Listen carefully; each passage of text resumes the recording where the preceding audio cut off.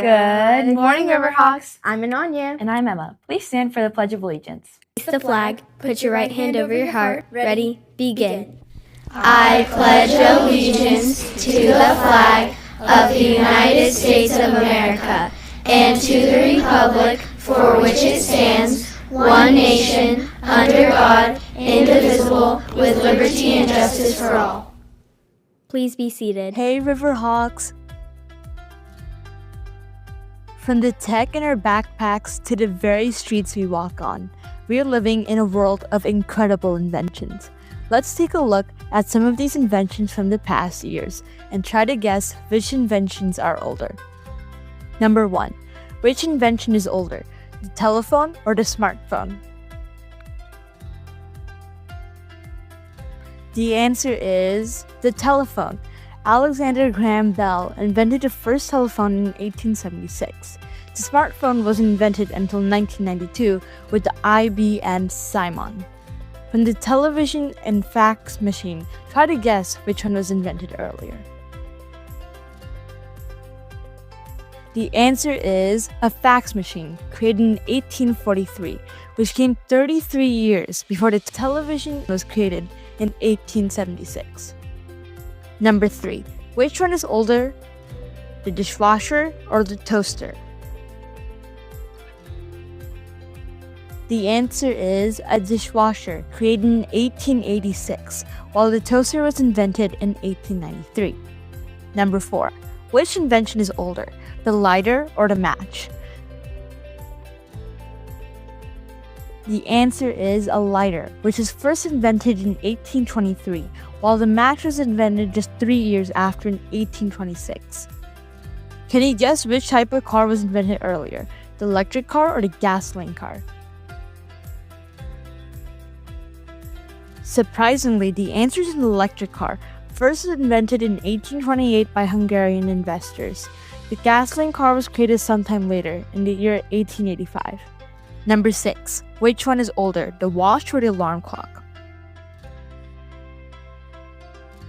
The answer is a watch, invented by the Europeans in the early 1500s, while the first alarm clock was invented in the year 1787. Number 7.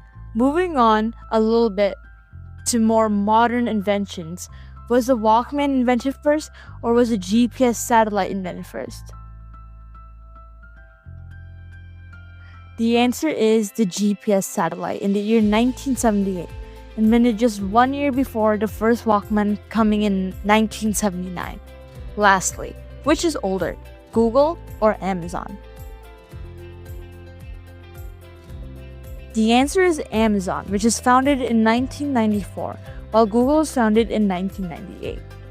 We hope you have a fabulous Thursday, Riverhawks, and now let's send it back to the studio. Hey Riverhawks, today we're going to learn about an amazing figure in American history, Frederick Douglass. Frederick Douglass was born in 1818, a time when slavery was legal in the United States. He was born into slavery on a plantation in Maryland, but his story encourages strength, courage, and freedom, and is truly inspiring. As a young boy, Douglass was taught to read and write by his owner's wife. This was very unusual because enslaved people were often forbidden from learning to read and write. But Douglass was determined to be free, and his ability to read and write would become the key to his freedom. When he was just 20 years old, Douglass escaped slavery and made his way to the North, where slavery was illegal. But he didn't stop there. Douglass became a powerful voice for abolition, speaking out against slavery and for equality for all people. His speeches were so powerful that they moved many people to join the fight for freedom. Douglass also wrote his autobiography, Narrative of the Life of Frederick Douglass, which told his story and helped many people understand just how brutal slavery was. His writings and speeches inspired countless people to stand up for justice. Later in his life, Douglass became a leader in the fight for women's rights, believing that everyone, regardless of race or gender, deserved equality. He even met with President Abraham Lincoln to help influence and end slavery. Frederick Douglass died in 1895, but his legacy lives on. He showed the world that no matter where you start, You can rise up and make a difference. He fought for freedom, justice, and the idea that everyone should be treated with dignity and respect. Frederick Douglass's life is a reminder that one person can change the world. That's it from us. Now let's send it back to the studio. Now let's send it over to ASB to learn more about some upcoming events. Hey Riverhawks! In honor of Kindness Week, we will be having a kindness clipping event. This event will take place from February 17th through the 20th. Now here's a demo.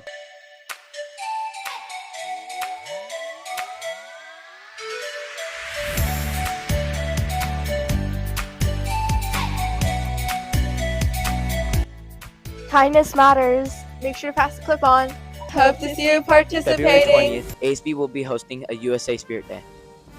On this day, wear your best USA gear or USA colors in honor of the Olympics. Here are some examples. Hope to see you in spirit. Friday, February 20th, we'll be hosting our monthly Yard Games LTA. The Yard Games will be located at the Quad during lunch and will be including games such as Connect 4, Jenga, Cornhole, and more. Bye, Riverhawks. Hope to see you there. Calling all NJHS members, your 10 hours of community service are due March 27th by 2:45 p.m. at the AFB window, along with your $10 dues. Don't wait until the last minute. President's Day weekend is a great time to complete your hours. Check the NJHS site for service opportunities. Kindness Week is happening all next week during lunch in the Wellness Center. Join us for Kindness Rocks, bracelets, bookmarks, and our Kindness Chain celebration. Stop by, bring a friend, and spread some positivity. We want to give a very big congratulations to our Rio Norte Math Counts team, 15 Rio students who competed on Saturday at Cal State University Northridge. With over 200 competitors participating from 20 junior high schools at this event, the Rio Norte Math Counts team came in 7th overall. Our very own Chede Papisetty earned the first place trophy for the countdown round and also came in 9th overall. Chaitan will be competing next month at the state championships, and we wish him good luck. Other high honors go to Ruby Lee, who ranked 13th overall at the competition and came so close to earning a spot at state championships. What a tremendous accomplishment for all of our 15 of our Math Counts participants. So much dedication and commitment went into preparing for this annual competition, and the entire team did an incredible job. Way to go, Rio Norte Math Counts! Now let's enjoy this week's Of the Week segment.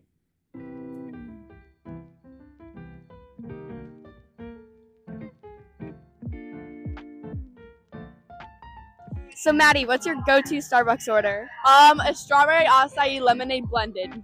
Ooh, yummy. What's your go-to Starbucks order? Mocha frappuccino. Bacon Gouda. My go-to is always the salted caramel cold brew. I get a little bit of sweetness to it and a lot of coffee on there. Nice, sounds good. What's your go-to Starbucks order? Strawberry acai lemonade refresher. Same. So Charlie, what's your go-to Starbucks order? Caramel frappuccino. That's good. Well, if it's fall, it's a pumpkin spice latte, but otherwise, definitely the sweet cream cold brew. Thank you. What's your guys' go-to Starbucks order? A strawberry acai with lemonade and a chocolate croissant. A strawberry acai with lemonade and extra strawberries. An iced caramel macchiato with cold foam. An iced espresso. A chai or a strawberry acai. A strawberry acai lemonade with no inclusion. Thank you. The caramel ribbon crunch. Okay, thank you. So, Mr. Ippolito, what's your go-to Starbucks order? My go-to Starbucks drink is a Trenta iced black tea, no water, light ice. And then for breakfast, I'm going to go for any one of the egg bites or the double smoked bacon cheddar and whatever breakfast sandwich. Probably a strawberry acai lemonade. What's your go-to Starbucks order? My favorite thing is a cappuccino with chocolate mixed in with it with half and half. Thank you. Are you bringing your student ID to school every day? If not, here's Miss Rose to explain some important changes happening next week. Good morning, Riverhawks. Over the past few weeks, we have seen a significant and unacceptable increase in the number of students arriving at school without their student IDs. This is not just a minor inconvenience. It creates a security risk and slows down the entry process for everyone. Your ID is a mandatory part of your daily school equipment. Scanning in each morning is how we ensure that everyone in this building is supposed to be here. Because our current reminders have not been enough to change this trend, we are moving to a stricter enforcement policy. So effective next week on Tuesday, when we return from our 4-day weekend, the following policy will be in place. Every student must have their ID out and ready to scan the moment they enter campus. Any student who arrives without their ID will be issued an immediate morning detention to be served upon arrival. Furthermore, your ID is your ticket to the fun parts of school life. If you do not have your ID on you, you may be denied entry to team events, school socials, and reward-based activities. If you haven't brought your ID to school, you will not be able to participate in these extra privileges. We understand that sometimes things get lost. If you have misplaced your ID, you need to take care of it immediately. You can purchase a replacement ID in the library for $5. Do not wait until next week to realize you don't have one. Please take the time tonight to find your ID, place it in your backpack. Let's make sure next week starts off on the right foot with everyone scanned in and ready to learn. As we head into our 4-day weekend, here's Miss Bennett with her weekly message. Morning, Riverhawks, and happy Thursday. That's right, I'm coming to you Thursday morning because we have no school Friday and Monday due to the President's holiday weekend. Today I wanted to take a moment to bring your attention to the fact that February is National Kindness Month. And with Saturday bringing Valentine's Day, a holiday that celebrates love, it's a great time to remember the impact that we can have on one another just by being kind to each other. One of the biggest lessons Kindness Month wants us to be reminded about is that every person you pass in the hallway and at school each day and out and about in the community has a story, a family, has feelings just like you. It's so easy sometimes for us to forget that we're all human, especially when we're not talking with one another face to face. Real kindness is about holding space to allow others to be themselves without judgment. And this week, I challenge all of us going into the weekend and into the weeks ahead during Kindness Month to bring peace and calm to our classrooms, to our campus. Be the person who chooses to see the best in others, even when sometimes it's easier to follow the crowd. Your character is defined by how you treat people when there's nothing in it for you at all. Just being kind. All right. On to the focusing on the good. We were rooting for our Jazz Hawks and Math Counts team last weekend, and they did a fantastic job. Congratulations to our Jazz Hawks, who took Superior in the Choral Festival Junior High category. You're amazing, and your hard work paid off. And to our Math Counts team, out of 20 teams competing throughout Southern California, our team placed 7th. That is phenomenal out of 20 incredible teams, including many private schools. And then our own Cheaton Samosetti took first place in the famous countdown round, which is intense, and 9th overall out of 200 junior high mathletes. Now we get to root for Cheaton, who moves on to the state level. So go Cheaton, and congrats to our entire Math Counts team.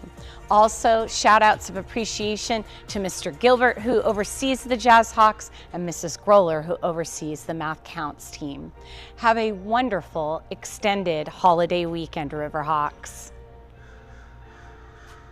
Today in clubs and activities, the book club is meeting in room D6 and the FCE club is meeting in room G4. The creative writing club is meeting in room B4 and the role-playing club is meeting in room F4. And 3 clubs are canceled for this week. The crochet club, the gardening club, and the D&D club will not be meeting today.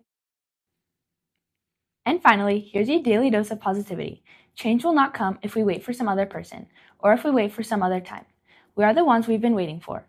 We are the change that what we seek. Former President Barack Obama. That's it for today. I'm Ananya. And I'm Emma. Have a great President's Day weekend. And we'll see you next time on RioTV.